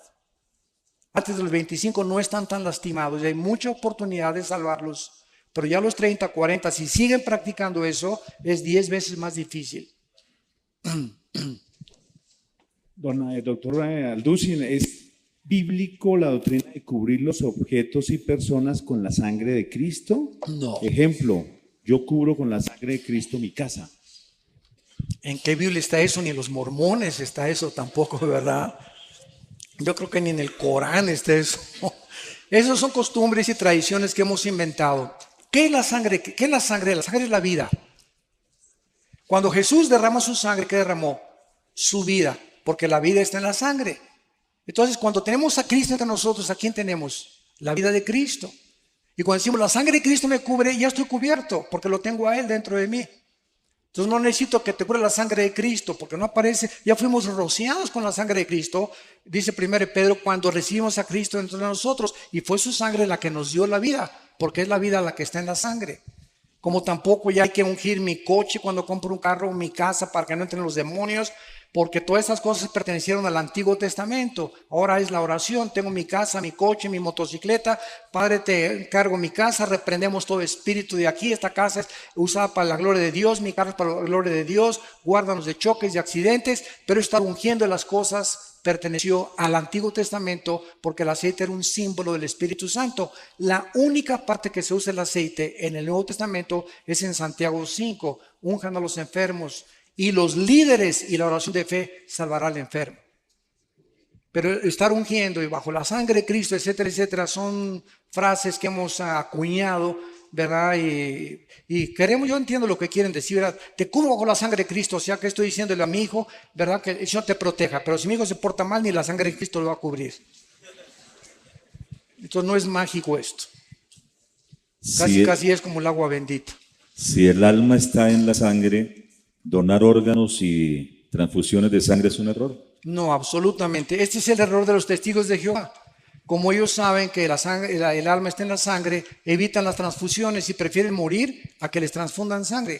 Han sido demandados por la ley en Estados Unidos los testigos de Jehová por eso, porque cuando se necesita una transfusión de sangre no la hacen.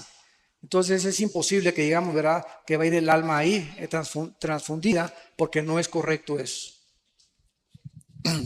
Cuando Dios sopla sobre Adán el soplo de vida, se trataba del Espíritu Santo que después de la caída por el pecado se separó y trajo muerte espiritual. Así es, efectivamente. Antes de la caída, ¿qué tipo de espíritu había en Adán? No, o sea, antes de la caída el ser humano fue habitado por Dios, el Espíritu Santo. El Espíritu se movió sobre la faz de las aguas, versículo 2 del Génesis.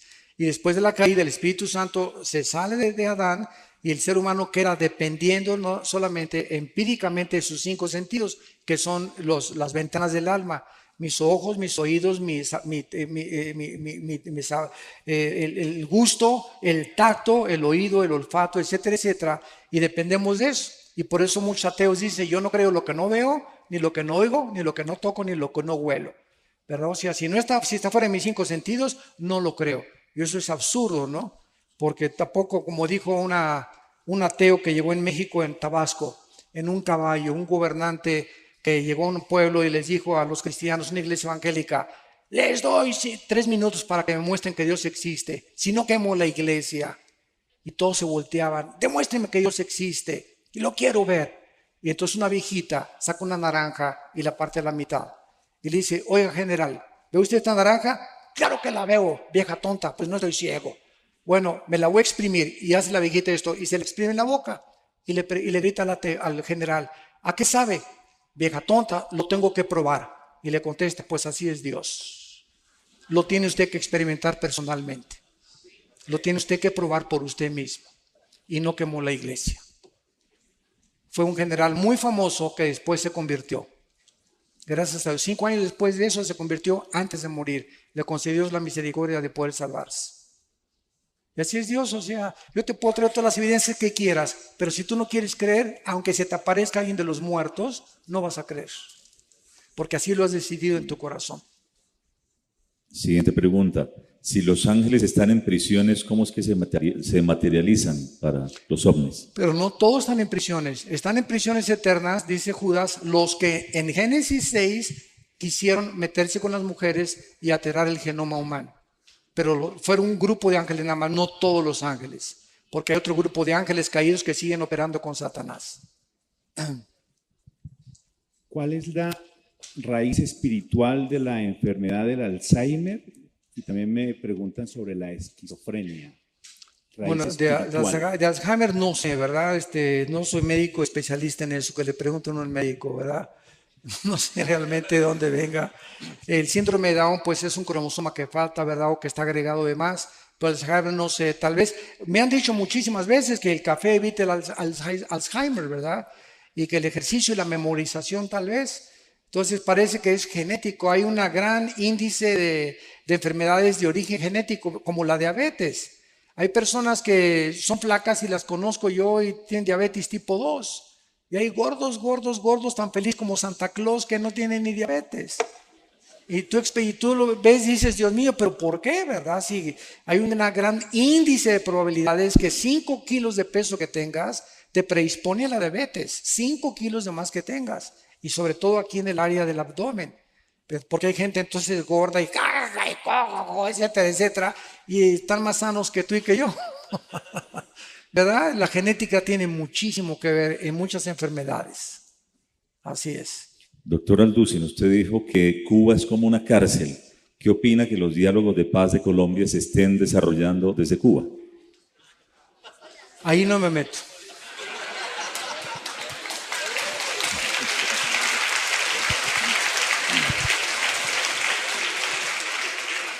No me meto porque estoy en un país que no es mi país, no sé las intenciones del gobierno actual colombiano y no puedo juzgar así porque no estoy muy inmiscuido ni profundizado en este problema político ni con las FARC tampoco.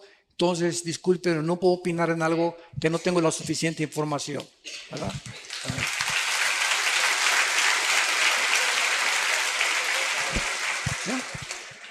Si Dios no hace acepción de personas y Él dice su palabra, clama a mí, yo te responderé, te enseñaré cosas grandes y ocultas que tú no conoces, ¿por qué Dios, así como hizo con Juan y Pablo, no puede mostrar a alguno de sus hijos el cielo o el infierno, doctor Alducin? Porque Dios no está interesado otra vez, ¿verdad? Dios no está interesado, dice ahí la que lo amamos sin conocerlo en 1 de Pedro. Entonces, el justo por la fe vivirá.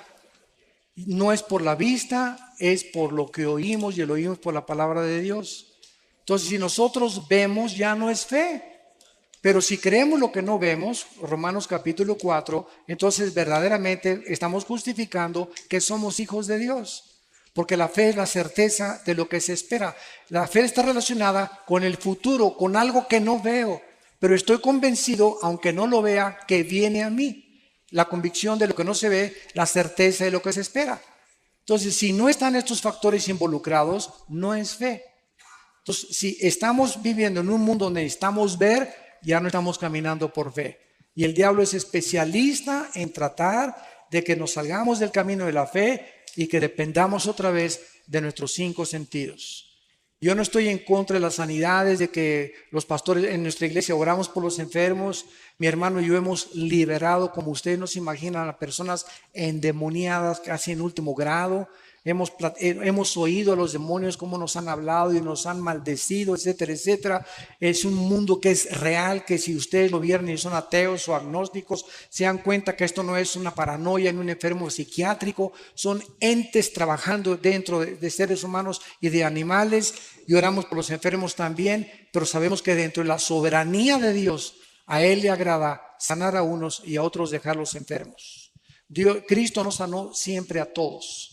En la piscina de Bethesda, ¿verdad? Sacó a uno y todos los demás siguieron ahí enfermos. Entonces, es la soberanía de Dios. Dios sigue sanando y Dios sigue haciendo milagros, pero no estamos buscando eso de Dios, sino que Él obre soberanamente y que sane al que Él quiera. Pero siempre tenemos que orar por los enfermos, donde quiera que tengamos la oportunidad, oremos por ellos, porque Dios los puede sanar y Dios sigue haciendo milagros, pero ya no depende de nosotros. Depende de su soberanía, ¿verdad? ¿Qué opina de la Iglesia Ministerial de Jesucristo Internacional que da profecía colectiva masiva? ¿Cuál es esa? ¿La de José Luis Ramírez? ¿Que él dice que es Dios? ¿O cuál es esa? No sé cuál es. Mira, no, eso es un movimiento político. Dice que dan profecía colectiva y generalizada. ¿Pero es evangélica o dentro de qué está clasificada? Cristiana. Si es cristiana no me meto, no quiero criticar a nadie. ¿verdad? No sé nada, no estoy informado, no sé por qué oran, por qué no oran, qué profecías dan, etcétera, etcétera. Lo único que sabemos es que si alguien está profetizando lo que va a suceder, no es un profeta de Dios. Porque el profeta ya no es el que anuncia cosas futuras, sino el que habla para edificación, exhortación y consolación. 1 Corintios 14:2. Muy bien. ¿Hay otra pregunta? Cuando se nombró al actual o se eligió al actual Papa, cayó un rayo en el Vaticano. ¿Esto fue alguna señal? Esa es de Darío. Yo le dije a mi esposa, esto no es una coincidencia, que haya exactamente caído en la cúpula de San Pedro, el momento en que esta persona estaba ahí, ¿verdad? Y ya los presagios que no es un buen presagio, desde luego eso sabemos que no es, puede ser una señal de Dios de que algo se viene más adelante o se avecina algo, ¿verdad? O que algo malo va a suceder, pero no sabemos, o sea, hacer especular. Lo único que sabemos es que no es coincidencia, fue algo real, fue algo impresionante que fuera en la mera cúpula de San Pedro, y esto desde luego que no es algo positivo, ni es algo bueno, ni una bendición, ¿verdad? Entonces no sabemos qué realmente detrás, qué se encuentra. Hay preguntas que en realidad la gente quiere escuchar una respuesta y veo que esta es de mis hermanos de Venezuela que nos acompañan hoy. ¿Cree usted que la situación que se vive en Venezuela, el socialismo y otros países que se unen al socialismo es parte de lo profético o tiene algún fin esta situación que se vive en Venezuela? Bueno, otra vez, sin querer inmiscuirme mucho en política, solamente puedo decir lo siguiente, ¿verdad? Que mientras no haya una oposición, no hay democracia. Y mientras algún gobierno no le permita a la oposición votar y expresarse libremente, se acabó la democracia. Entonces es una farsa, ¿verdad? Y si algún gobierno está profesando una cierta democracia y con los hechos y las acciones demuestra lo contrario, pues está demostrando completamente, ¿verdad?, que están engañados a sí mismos y que han adoptado otra clase, como tú lo acabas de decir, ya no es democracia, es un socialismo que tiene una tendencia tremenda hacia el comunismo, hacia la izquierda, hacia un gobierno totalitario y dictatorial. Doctor Alducin, ¿cómo se puede explicar la charla que tuvo Saúl con Samuel por medio de una divina? Muchos han dicho que esto no pudo haber sido una realidad porque no hay comunicación con los muertos. Sin embargo, aquí no hubo ninguna comunicación con los muertos. Cuando Saúl fue a conseguir a la bruja de Endor para tener contacto con Saúl, para tener contacto con Samuel, que había muerto y Saúl ya había llegado, podríamos decir, ya había cometido la blasfemia contra el Espíritu Santo. Saúl ya había llegado al colmo de los colmos y ya acabó con los brujos, ¿verdad? Entonces, cuando esta mujer invoca, dice la Biblia que cuando sale Samuel de entre los muertos del Sheol, ella se espanta. Y entonces ella dice, estoy viendo a dioses, y la palabra que se usa ahí es Elohim. Estoy viendo dioses porque es el plural de Dios. Y la profecía que le da Samuel a Saúl se cumplió, y el diablo es un mentiroso. Entonces, todo lo que le dijo Samuel se cumplió al pie de la letra. Tus hijos van a morir, tú vas a morir, etcétera, etcétera. Y le dio la última advertencia de Dios. Entonces yo pienso que en la soberanía de Dios las excepciones no rompen las reglas. Y Dios lo permitió en su soberanía para poder castigar finalmente a Saúl eternamente con sus hijos. Menos Jonatán, ¿verdad? Porque Jonatán fue salvado. ¿Qué papel cumple el Vaticano en las profecías bíblicas? Uy, muchísimas. Ya nos da tiempo, ¿verdad? Pues lo único que sabemos, ¿verdad? Que con todo respeto, ¿verdad? Yo sé que hay muchos católicos que ya están aceptando a Cristo. La Biblia fue cerrada por el Vaticano en el año 375, cuando el emperador Constantino dice que se convierte y absorbe el cristianismo como religión oficial. Esto forma parte de la historia cristiana y lo podemos hablar. Y desde el año 375, escúchenme, hasta 1961 y 62, en el Segundo Concilio Vaticano, fue el Papa Juan XXIII, de los mejores papas que ha habido. Es el primero en que comenzó a leer la Biblia, porque se fue prohibida por más de 1800 años. Prohibida, que nadie la leyera, y la escondían del populus, de la población. Y Juan 23 abre la Biblia y comienza.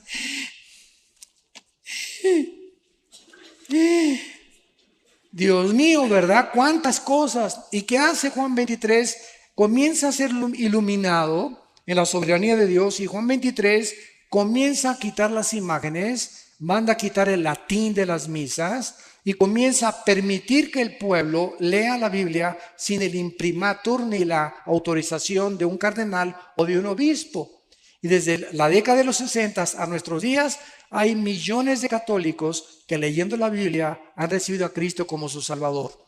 Y nos los vamos a encontrar en el cielo. Y hay muchos evangélicos que no nos los vamos a encontrar en el cielo. Aunque se llamaran evangélicos, van a estar en el infierno calientito, ¿verdad? Porque estamos llenos de personas en las iglesias evangélicas, y no por ser evangélico eres cristiano. O porque tu papá es monja, tu tía es monja, o porque tu papá es pastor, o porque tu tía es el cardenal de no sé dónde. Tienes que nacer de nuevo. Entonces, mientras tú no tengas una experiencia personal con el Hijo de Dios, tú no puedes estar seguro de tu salvación. Entonces, Dios es soberano. Ahora, claro que un católico que se convierte a Cristo tiene al Espíritu Santo y no tarda en salirse, porque Dios no nos llamó a la idolatría. Y Roma es contraria a la salvación. El mensaje que predica Roma no es el mensaje de la salvación por la gracia, es la gracia más los sacramentos, la gracia más las buenas obras. Y Roma se sigue considerando la madre de la iglesia, y fuera de Roma no hay salvación. Así que bueno, ¿verdad? Hay muchas profecías acerca del Vaticano y de la corrupción que han hecho con la palabra de Dios. Pero gracias a Dios por todos. Yo me encuentro con padres, que no les digo padres, les digo compadres, ¿verdad? En lugar de padres, sí, me siento más libre de decirles así: oye, compadre, no soy padre, no eres compadre, ven para acá, compadre. Y compartirles la palabra de Dios, ¿verdad? Una vez estuve en Guatemala, me llevaron a un convento, les cuento esto rápido, es muy bueno esto, porque me llevaron a un convento de monjitas, unos pastores, y era una madre linda, la madre superiora. Y entonces les dije, ¿qué hacen aquí encerradas, hermanas? Y se voltearon: ¿cómo que qué hacen aquí encerradas? Le digo: sí, ¿qué hacen encerradas? ¿No leen la Biblia? Sí, claro que sí, pastor. Pues dice Mateo 28, 19, 20, vayan y prediquen el Evangelio. ¿Qué hacen aquí encerradas? El diablo las ha engañado, que se queden encerradas, y si siguen encerradas, ¿cómo van a salvar las almas? Y se volteaban a ver, unas otras comenzaron a persinarse, a sacar sus estampitas. Y entonces la madre superiora me llamó a su oficina y me dijo: oiga, pastor, quiero hablar con usted. Oré con ella y recibió a Cristo. Dice: nunca lo habíamos considerado. Le dije: es la trampa más grande de los monasterios y los conventos. Dios no quiere que nos encerremos. Si nos encerramos, ¿cómo vamos a ganar las almas? Él dijo: vayan y prediquen el Evangelio a toda criatura. Y el diablo los encierra para contradecir las órdenes de Jesucristo. Y eso fue lo que les movió el tapete, para poder entender que estaban engañadas. No sé dos más últimas preguntas, doctor Alducin. Sí. Dice, ya las dos últimas, terminamos. Luego de la resurrección nos encontraremos con nuestra familia. ¿La reconoceremos? ¿Que si vamos a reconocer? No, que si nos encontraremos en el cielo con las familias y si las podremos reconocer. Bueno, cuando Cristo llama en Mateo 17 a Juan, Santiago y Jacobo para que se transfigurara enfrente de ellos, apareció junto a Cristo Elías y Moisés. ¿Se acuerdan de este pasaje? Y los apóstoles pues no había más Polaroid, no había fotografía, nadie había retratos de Elías ni de Moisés. Sin embargo, los apóstoles los reconocieron, Moisés y Elías. Y estaban los dos hablando con Jesucristo. Y estaban tan emocionados, ¿verdad?, que ya Pedro quería hacer un tabernáculo para quedarse a dormir ahí. Y pues ya quedarse ahí, ¿verdad? Entonces nosotros vemos que la pregunta es: ¿cómo los pudieron reconocer no habiendo ningún registro de Moisés ni de Elías físicamente? Y la respuesta es que el conocimiento espiritual se llama intuitivo. Entonces, por ejemplo, cuando Pedro en el capítulo 5 de los Hechos llega a Ananías y Zafira, pregunta, ¿quién le dijo a Pedro que habían robado a Dios? ¿Quién le dijo? Pedro no tenía cámaras fotográficas, ni inspectores, ni satélites para estar inspeccionando la casa de todos los cristianos. Y al llegar a Ananías, dijo, ¿por qué vendiste esta heredad en tanto? ¿Por qué me vienes a engañar a mí? Estás engañando al Espíritu Santo. Y viene Zafira, la esposa, y caen muertos, y gran temor cubre a la iglesia. ¿Qué quiero decir yo? Que cuando vayamos al cielo, vamos a saber, ahí está Adán. Nunca, yo no sé ni cómo fue Adán, pero va a haber un conocimiento intuitivo, espiritual, que me va a decir, ahí ese es Pedro, ese es Adán, ahí está Moisés. Y ese conocimiento intuitivo lo estamos comenzando a experimentar ya aquí en esta tierra, como lo experimentó Pedro. Yo les digo una cosa muy sincera, sin ganas de gloriarme. Hay mucha gente a la que yo veo y siento en mi espíritu cómo son realmente en la realidad. Y siento, ¿verdad? Este es un hipócrita, lo que me está diciendo no es verdad, o esta persona oculta algo, o hay veces que veo personas con una mirada velada. O sea, yo le digo a mi esposa, ¿te acuerdas la pareja que conocimos hoy? Él oculta algo. Él no es como es, no es una persona sincera, tiene una vida doble. No sé qué sea, pero no es una persona transparente, porque la lámpara del cuerpo son los ojos. Es un conocimiento intuitivo que no se obtiene a través de leer ni de investigar, sino se siente en el Espíritu. Y mientras más crecemos en el Señor, más sensibles nos volvemos al discernimiento de espíritus. Hermano pastor, ¿puede repetir el sonido de las trompetas? Se grabó, ¿eh? De cumpleaños. Por tu cumpleaños. No es broma, no es broma. Es muy bromista y yo lo llamo y le digo apóstol y me dice ¿qué hubo, querubín? Apóstol de apóstoles. Tanto, exacto, que el tema de la apostolitis, así rápido. Yo no acabamos aquí ahorita con eso. No, un resumen. ¿Cuánto hay de tiempo? 2 minutos. ¿Sí?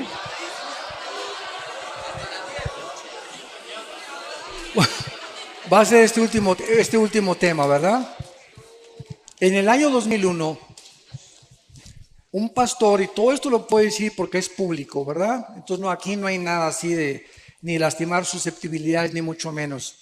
En el año 2001, un pastor en California llamado Peter Wagner, en una reunión de una iglesia, acercó a una mujer profeta y le puso las manos y le dijo, el Espíritu dice que tú vas a ser el fundador de la Coalición Apostólica Internacional.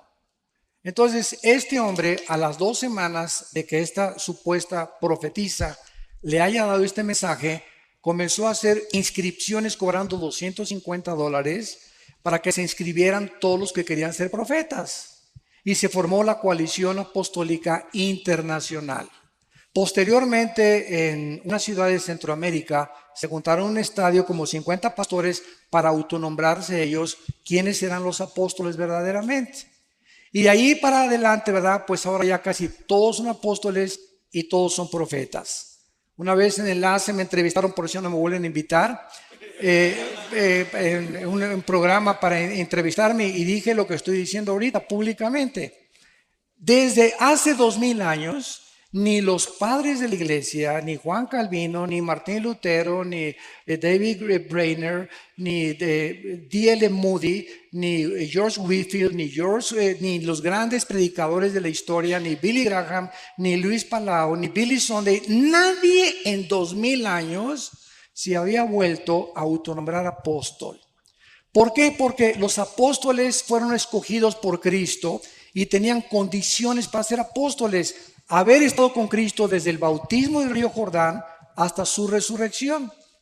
Y como Pablo fue el único que no pudo cumplir estas condiciones, él se autonombra como un abortivo y dice, soy el último de los apóstoles. Yo, amigos míos que me dicen y los aprecio, que son apóstoles, les digo, entonces Pablo fue un mentiroso porque tú eres el último. Y digo, y en la Nueva Jerusalén aparecen los nombres de los 12 apóstoles, le digo, y no encontré el tuyo. Ahora bien, la mayor parte de estas personas, y vuelvo a repetir, yo tengo mucho y los aprecio mucho, pero me da una tristeza lo que han hecho con la Biblia, usan el libro de los Efesios. Vamos a Efesios capítulo 2 Y esta es la piedra fundamental que la mayoría usa para justificar que el apostolado prevalece y que apareció de repente en el siglo XXI otra vez. Bueno, dicen ellos en Efesios capítulo 4, versículo 11 y 12, y él mismo constituyó a unos apóstoles, a otros profetas, a otros evangelistas, a otros pastores y maestros, a fin de perfeccionar a los santos para la obra del ministerio, para la edificación del cuerpo de Cristo. Entonces ellos contestan y dicen lo siguiente, porque he tenido muchos debates con ellos. Y siempre les digo, vamos a la palabra de Dios y a ver quién gana. Bueno, la respuesta, el argumento es esto. Fíjese, hermano, me dicen, fíjese usted muy bien lo que dice aquí, que estos 5 ministerios están hasta que lleguemos a la unidad de la fe y no hemos llegado. Digo, mi querido hermano, usted conoce las leyes en la Biblia de lo que se llama la hermenéutica.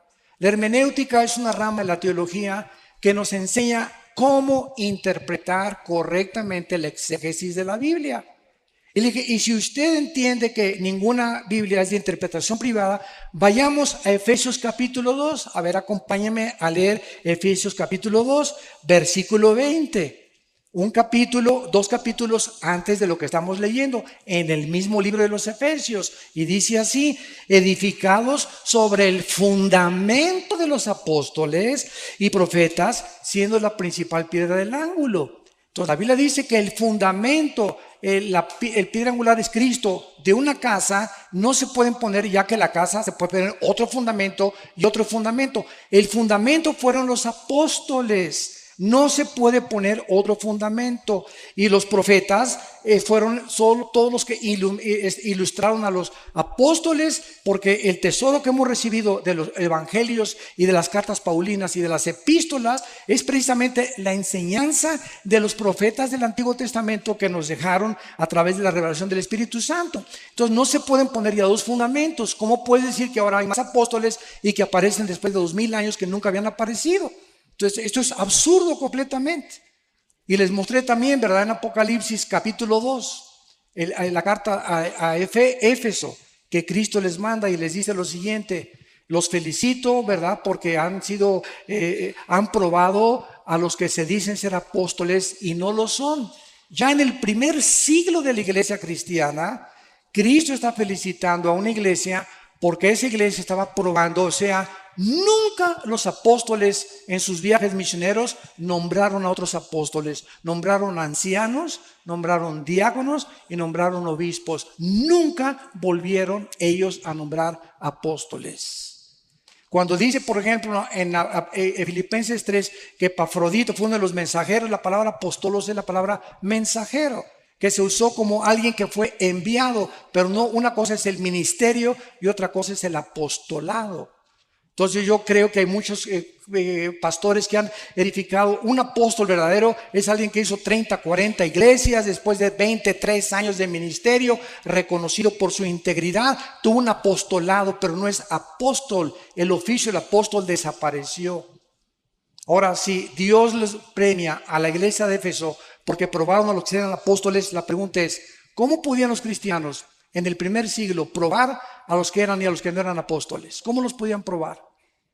Si no era porque no había ya intención que hubiera sucesión apostólica. Los únicos que tienen sucesión apostólica es Roma y una secta que se llama la Luz del Mundo. Son las únicas sectas que tienen y nombran apóstoles. Y ahora en la época de la apostasía de la iglesia, en el siglo XXI, surgen los nuevos apóstoles. Virgen de la Macarena. Pastor, Bíblicamente no se puede ni sostener esto. Es imposible. por favor, Sí. una oración por Colombia, una oración por los hermanos que viajan ahora, por favor. Claro que sí. Los que viajan a otros países salen ahora ya. Con mucho gusto. Será un Alejandro, esfuerzo. le voy a pedir a mi hermano Alex, si puedes orar por las personas que van a salir de viaje por Colombia. Nos ponemos de pie para orar esta oración y Claro, despedirnos. hermanos, vamos a ponernos de pie. Tome de la mano a su esposa o a su hermana que viene, algún familiar. Tómese de la mano y le damos muchas gracias al Señor por la obra del Señor en Colombia. Agradecemos a todos ustedes su atención, su apoyo, sus oraciones. Gracias por invitarnos. Venimos con mucho gusto, sobre todo mi hermano Armando, a compartir. Venimos solamente de apoyo, acompañándole. Y nos ha dado también mucho gusto ver a muchos alumnos del ITI que tenemos aquí en Colombia. Y pues bueno, pues vamos juntos a pedirle al Señor, en el nombre de Jesús, también por estas peticiones. Dios, en esta hora te damos muchas gracias por estas conferencias donde tú nos has revelado, tú nos has mostrado, Señor, tu verdad. Señor, tu verdad es la que nos permite conocerte mejor. Tenemos un anhelo de proseguir, Señor, en esta obra, continuando, Señor, en tus pasos, siendo guiado por tu Espíritu en todo momento. Te doy muchas gracias por los pastores, sus familias, los líderes que han estado también en estas reuniones. Bendecimos a cada uno de los que también han participado. Esperamos, Señor, que tú continúes esta obra de acuerdo a tu promesa, que el que comenzó en vosotros la buena obra, la perfeccionará hasta el fin. Te damos muchas gracias por los organizadores, por cada participante, todos los edecanes, Señor, todos los músicos, todos los sugieres, todos los que tuvieron ministerios, Señor, en los libros, en la manera que ayudaron, apoyaron, lo hicieron para ti. Muchas gracias por sus vidas. Muchas gracias por Oscar, su equipo, Señor, por nuestro hermano David, todos los que participaron, que lo hicieron con todo su corazón. Te damos gracias por sus vidas, gracias por todos los que vienen de fuera, de otros países, de otras ciudades. Señor, pedimos que su salida, Señor, también haya bendición, que los protejas de todo mal, que lleguen con bien a sus casas, que en sus casas los puedan recibir también con el gozo de tu Espíritu Santo. Pedimos, Señor, que sigas bendiciendo la vida y el ministerio de hermano Armando, su familia, Marta, sus hijos. Muchas gracias porque les has levantado, Señor, para usarles y edificar tu pueblo. Bendecimos tu obra, Señor, a través de ellos, y te pedimos que tú sigas permitiendo que Colombia siga abierto a tu palabra, que sigas tocando, Señor, al presidente, a su familia, cada gobernador, cada persona que está en eminencia. Rogamos por ellos, por los jefes de policía, que tú sigas tocando, Señor, al pueblo, para que se vuelvan a un encuentro personal, real, verdadero con tu Hijo Jesucristo. Esta noche podemos agradecerte, Padre, por ser tan bueno con nosotros. Gracias por haber provisto para poder estar en este tiempo juntos. Señor, te alabamos, te glorificamos. Dígale unas palabras usted mismo a Dios de agradecimiento. Pídale por su necesidad en este momento. Te pedimos por nuestra esposa, nuestros hijos, nuestra familia. Guárdanos en esta unión en ti, Señor. Te bendecimos y te glorificamos a ti, el único Dios verdadero, y a tu Hijo Jesucristo, al que tú enviaste para morir en la cruz por nosotros. Muchas gracias, te bendecimos. Señor, permítenos seguir teniendo más reuniones como estas en Colombia y en otras ciudades de este país hermoso. Bendice a Colombia con el poder de tu Espíritu. Te lo pedimos en el nombre de Jesús, tu Hijo. Amén y amén. Muchas gracias. Amén. Gracias.